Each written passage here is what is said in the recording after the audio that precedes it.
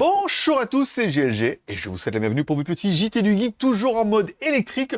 Aujourd'hui, petit focus sur la Changan Lumine, une étoile montante dans le monde des voitures électriques compactes et surtout dans le monde électrique pas cher, parce que tout le monde n'a pas besoin d'une Tesla hors de prix, on a beaucoup besoin d'une petite voiture pas chère qui puisse faire le taf, et on verra que à première vue cette voiture plutôt séduit par son esthétique, mais c'est en creusant que l'on découvre ses vrais atouts, car elle a une autonomie de 205 km, un moteur de 35 kW, soit 47 chevaux, et la possibilité de recharger rapidement. Tout cela à un prix incroyablement attractif de 6 930 € hors taxe, encore une fois, en Chine. Niveau design, elle est parfaite pour la ville, car elle ne mesure que 3,2 mètres de long, elle offre néanmoins un intérieur spacieux, avec un grand écran LCD de 10,25 pouces au centre, et de nombreuses fonctionnalités de facile de conduite. Mais la grande question, c'est...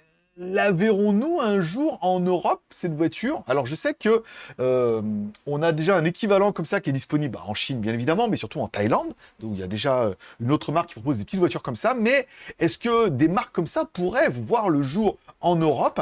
Est-ce qu'il y aurait une demande, d'après vous? Alors après, 6 930 € hors taxe en Chine, rajouter au moins 20% de TVA, ça fait 1 400 € minimum de plus, ça ferait 7, 8 500, plus, allez, taxe de luxe, on va dire pour 10 000 balles. Est-ce que pour 10 000 €, on n'aurait pas une petite voiture compacte qui soit largement suffisante avec ses 200 km pour beaucoup d'entre vous en deuxième voiture? Voilà. Dites-moi ça en commentaire, c'est intéressant de savoir un peu, puis je pense que les marques pourraient être aussi intéressées de savoir s'il y a vraiment un marché ou une demande pour ce genre de voiture-là. Moi, personnellement, je la trouve trop mignonne et je me dis que voilà, 50 chevaux, ça monte à 100 à l'heure et on peut faire 200 bornes pour faire de la ville en même temps, c'est ce qu'il faut. Surtout si on peut la recharger au boulot et qu'on doit rouler un petit peu.